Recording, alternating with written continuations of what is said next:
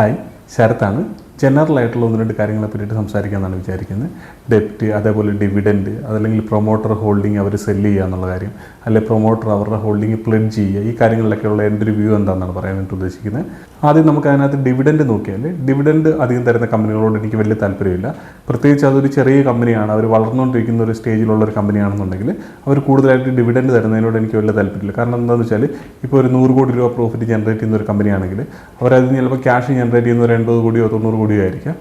അതിനകത്ത് തന്നെ അവരൊരു അതിൻ്റെ 50% ഡിവിഡൻഡായിട്ട് കൊടുത്തു കഴിഞ്ഞാൽ പിന്നീട് അവർക്ക് എക്സ്പാൻഡ് ചെയ്യാനായിട്ട് അവർ ക്യാപിറ്റൽ വേറെ പുറത്തുനിന്ന് എടുക്കേണ്ടതായിട്ട് വരും. അതിന് വേണ്ടിയിട്ട് ഈ ഡിവിഡൻഡ് കൊടുത്തതിന് ശേഷം അവർ ചിലപ്പോൾ ലോൺ എടുക്കേണ്ടതായിട്ട് വരും.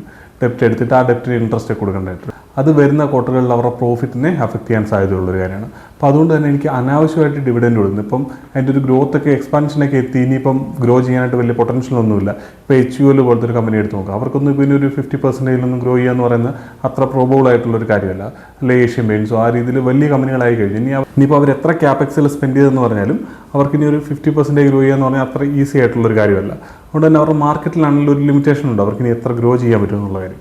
അതേ സെയിം ടൈമിൽ ഈ പറഞ്ഞ ചെറിയ കമ്പനികൾക്കെന്ന് പറഞ്ഞാൽ ഇപ്പോൾ ഒരു 500 കോടി മാർക്കറ്റ് ക്യാപ്പ്, അല്ലെങ്കിൽ 1000 കോടി 2000 കോടി മാർക്കറ്റ് ക്യാപ്പുള്ള കമ്പനികൾക്ക് അത്രയും പൊട്ടൻഷ്യൽ ഇവിടെ കാണിച്ചില്ല. അപ്പോൾ അവർക്ക് വേണമെങ്കിൽ 20,000 കോടിയോ 2 ലക്ഷം കോടിയോ അതല്ലെങ്കിൽ 20 ലക്ഷം കോടിയിലേക്കൊക്കെ മാർക്കറ്റ് ക്യാപ്പ് അവർക്ക് വളർത്താൻ പറ്റുന്ന അത്രയും പൊട്ടൻഷ്യൽ ഇവിടെ കിടക്കുന്നുണ്ട്.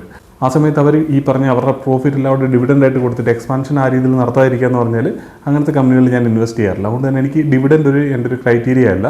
പക്ഷേ നോർമലി നമുക്ക് എവിടെ നമ്മൾ സംസാരിച്ചാലും ഈ പറഞ്ഞ പോലെ ഡിവിഡൻഡ് കിട്ടുന്ന സ്റ്റോക്കുകൾ ഡിവിഡൻഡ് ഒരു നല്ല കാര്യമായിട്ടാണ് നമ്മൾ ഫീൽ ചെയ്യുന്നത്.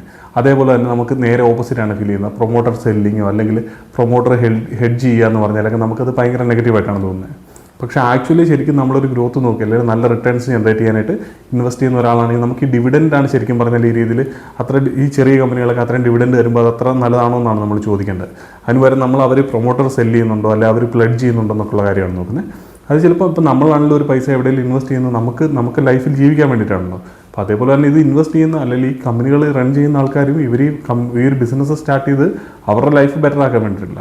ആ ഒരു സമയത്ത് അവർക്ക് ഫ്യൂച്ചറിൽ എന്തെങ്കിലും ആവശ്യങ്ങൾ വന്നു കഴിഞ്ഞാൽ അവർ ഇതിൽ നിന്നുള്ള അവരുടെ ഹോൾഡിംഗ് ആയിരിക്കും അവർക്ക് സെല്ല് ചെയ്യാൻ പറ്റുന്നത്, അല്ലെങ്കിൽ അവർക്ക് പ്ലെഡ്ജ് ചെയ്യാൻ പറ്റുന്നത്. ഇപ്പോൾ ഒരു ബിസിനസ് റൺ ചെയ്യുന്ന ഒരാൾക്ക് ഒരു പ്രൈവറ്റ് ജെറ്റ് മേടിക്കണമെന്ന് വിചാരിക്കുക, അയാൾക്ക് ഒരു 100 കോടി രൂപ ആവശ്യമുണ്ട്.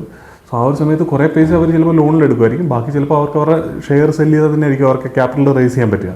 ആ ഒരു സമയത്ത് അവർ ചിലപ്പം സെല്ല് ചെയ്തെന്നിരിക്കും അല്ലെങ്കിൽ ഷെയർ പ്ലെഡ്ജ് ചെയ്തെന്നിരിക്കും. സോ അത് നമുക്ക് അത്ര നെഗറ്റീവായിട്ട് കാണേണ്ട ഒരു കാര്യമല്ല ശരിക്കും പറഞ്ഞാൽ. പിന്നെ നമ്മളോട് കമ്മ്യൂണിക്കേറ്റ് ചെയ്യുന്ന മാനേജ്മെൻറ്റുകൾ കൃത്യമായിട്ട് പറയാറുണ്ട് അവരെന്തിനു വേണ്ടിയിട്ടാണ് ഈ ഫണ്ട് യൂസ് ചെയ്യുക. ചിലർ പറയാറില്ല, പക്ഷേ അത് എന്തായാലും അവരുടെ ഷെയറാണ്, അവർക്കത് എന്ത് വേണമെങ്കിലും ചെയ്യാം. അതുകൊണ്ട് തന്നെ നമ്മൾ അതിനെ ഓവറായിട്ട് ഇത് അവർ സെല്ല് ചെയ്യുന്നുണ്ടോ പ്ലെഡ്ജ് ചെയ്യുന്നുണ്ടോ എന്നുള്ളത് നമ്മൾ അതിലേക്ക് നമ്മൾ ഒത്തിരി കോൺസെൻട്രേറ്റ് ചെയ്യേണ്ട ആവശ്യമില്ല. ആ ബിസിനസ് എന്താണ് ചെയ്യുന്നത് എന്നുള്ള കാര്യമാണ് നമുക്ക് നോക്കേണ്ടത്. പിന്നെ അതേപോലെയുള്ള കാര്യമാണ് ഡെപ്റ്റിൻ്റെ കാര്യം. ഡെപ്റ്റിൻ്റെ കാര്യം നമ്മൾ നേരത്തെ ഒരു വീഡിയോ തന്നെ ചെയ്തതാണ്. ഡെപ്റ്റ് എനിക്ക് ഗ്രോ ചെയ്യുന്ന ഒരു കമ്പനി ഡെപ്റ്റ് എടുക്കുന്നതിനകത്ത് എനിക്ക് വലിയ നെഗറ്റീവായിട്ട് ഫീൽ ചെയ്യാറില്ല. കൃത്യമായിട്ട് അവരെ ഫണ്ട് യൂസ് ചെയ്യണം എന്നുള്ളൊരു കാര്യത്തിനകത്ത് നമ്മൾ കൃത്യമായിട്ട് അത് ഉറപ്പ് വരുത്തണം. അവർ കൃത്യമായിട്ടാണ് ഈ ഫണ്ട് യൂസ് ചെയ്യുന്നത്, അതല്ലാതെ ആവശ്യമില്ല. ഇപ്പോൾ ഒരു ക്യാപെക്സിന് വേണ്ടിയിട്ടാണ് ആ ഫണ്ട് യൂസ് ചെയ്യുന്നതെങ്കിൽ നമുക്കൊരു പ്രശ്നവുമില്ല. നാളെ ഫ്യൂച്ചറിൽ അവർക്ക് ഈ ഡെപ്റ്റ് എടുത്തതിൻ്റെ ഫലമായിട്ട് ബിസിനസ്സിൽ റവന്യൂ ജനറേറ്റ് ചെയ്യാനും അതേപോലെ തന്നെ മാർജിൻസ് ഇമ്പ്രൂവ് ചെയ്യാനും പ്രോഫിറ്റ് ഇൻക്രീസ് ചെയ്യാനും ഒക്കെ ഹെൽപ്പ് ചെയ്യുന്നൊരു കാര്യമാണെന്നുണ്ടെങ്കിൽ ഡെപ്റ്റ് എടുക്കുന്നതുകൊണ്ട് യാതൊരു പ്രശ്നമില്ല. സെയിം ടൈമിൽ ആ കമ്പനി ഹെവി ആയിട്ട് ഡിവിഡൻഡ് കൊടുക്കുന്ന ഒരു കമ്പനിയാണെന്ന് വിചാരിക്കുക. അതിനുശേഷമാണ് അവർ ഈ ഡെപ്റ്റ് എടുക്കുന്നതെങ്കിൽ നമുക്ക് അത്ര താല്പര്യം തോന്നില്ല. കാരണം ഒരാവശ്യമില്ലാതെ ഡിവിഡൻഡ് കൊടുത്തിട്ട് ഗ്രോത്തിന് വേണ്ടിയിട്ട് അവർ പോയിട്ട് വേറെ ലോൺ എടുക്കുകയാണ്, എന്നിട്ട് ആ ലോണിന് എക്സ്ട്രാ ഇൻട്രസ്റ്റ് പേ ചെയ്യേണ്ടവരുമാണ്.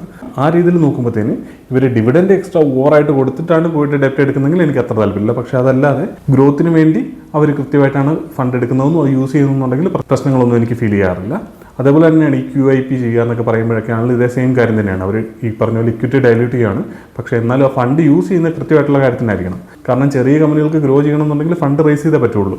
ഒന്നെങ്കിൽ അവർ ഡെപ്റ്റ് എടുക്കേണ്ടി വരും, അല്ലെങ്കിൽ QIP ചെയ്യേണ്ടതായിട്ട് വരും, അതല്ലെങ്കിൽ ഡിവിഡൻഡ് ഒന്നും കൊടുക്കാതെ ഇവരുടെ കിട്ടുന്ന പ്രോഫിറ്റ് പരമാവധി ഇവർ തിരിച്ച് ഈ ബിസിനസ്സിലേക്ക് റീഇൻവെസ്റ്റ് ചെയ്യേണ്ടതായിട്ട് വരും. അതുകൊണ്ട് തന്നെ നമ്മൾ ഈ പറഞ്ഞ നമ്മുടെ മൈൻഡ് സെറ്റിൽ കുറച്ച് ചേഞ്ച് വരുത്തേണ്ടതായിട്ടുണ്ട്.